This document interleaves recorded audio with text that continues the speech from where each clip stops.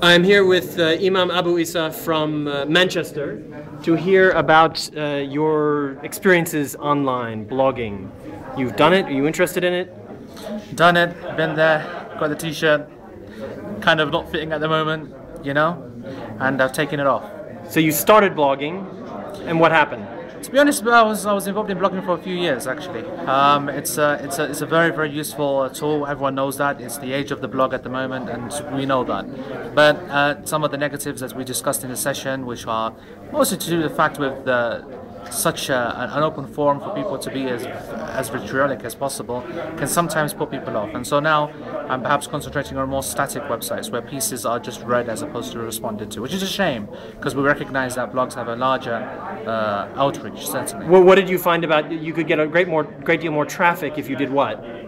Well, clearly, you see, when you open up something, an article, a point, an opinion, to other people to give their opinion, people love to talk. It's their nature. I mean, we're living in the age of talking. Mobile phone communication increasing, Skype, internet, VoIP, Facebook. These are all modes of communication. People love to talk. Give people a microphone, an opportunity, they'll talk.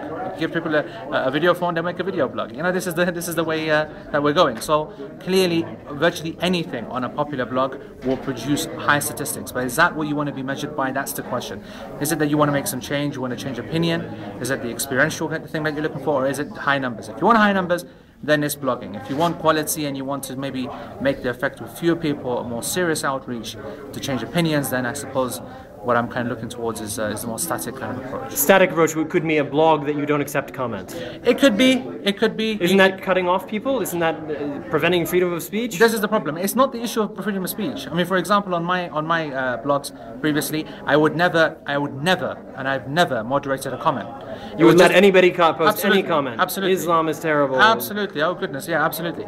So it's not the issue of cutting off the free speech. It's whether I want that to continue. So once that it happens, then it so happens. What was your experience? Did you have blog posts with many comments? Yeah, I mean, where the comment section itself took its own life. So you wrote something, and the comments then had nothing to do with what you were trying to say. More often than not, and that's the nature of dealing with, for example, controversial topics like religion. Religion is one of those things that will always, amongst its followers and amongst its people who hate upon it, it's going to generate that kind of discussion, that kind of controversy, and people love controversy. We know that the media thrives on controversy because people thrive on controversy. People always blame the media that you're always projecting a bad religion, it's bad politics, that or conflict, war. It's because people thrive on that. That's what people are interested in. No one wants to hear the good news. So what is the role for social media? I mean, ironically, you're somebody who's very pro-social media, but you're having questions about it. So what is the role for social media for religious leaders such as yourself? To be honest, I don't know. I really do not know. Is there a role for Facebook, MySpace? I think there's let's be very clear. There's a role for blogs as well. Facebook and MySpace and Twitter and everything. Do you Twitter? I don't. I mean, there's an issue of space and time. The scholars amongst us, the academics, they really do not have time to be Twittering. I should say, but clearly there's a space for that. There's a time. We are in that time. We've seen benefits. We've seen extraordinary stories of people breaking very important news stories, saving people's lives using these kind of things and making announcements and warning people very quickly. So let's not bring into question the use of blogs and these modes of communication.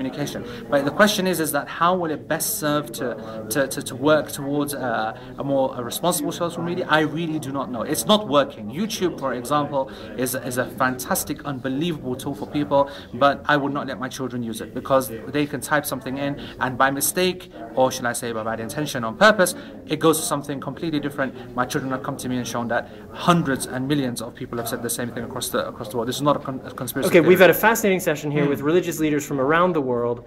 For those religious leaders who are not here, what would you say were the key things that came out of this session? I think that all religious leaders need to understand that this is the future. There's no doubt about that. It has to be engaged. How they engage will be a nuanced process where they look at their own skills and where they can put their resources, where they can put their time. Blogs are very effective. If they have the ability to be able to moderate the comments and spend time on them, then it's a great way.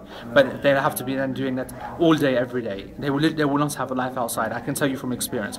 Whereas if they want to now then maybe concentrate on the role that most scholars at the moment do, which is to produce an article and then leave it at that, less reactive, less readership. But as I said, it's a nuanced market for everyone to kind of look at social media and use it as best they can. Okay, excellent. Thank you very much. You're most welcome.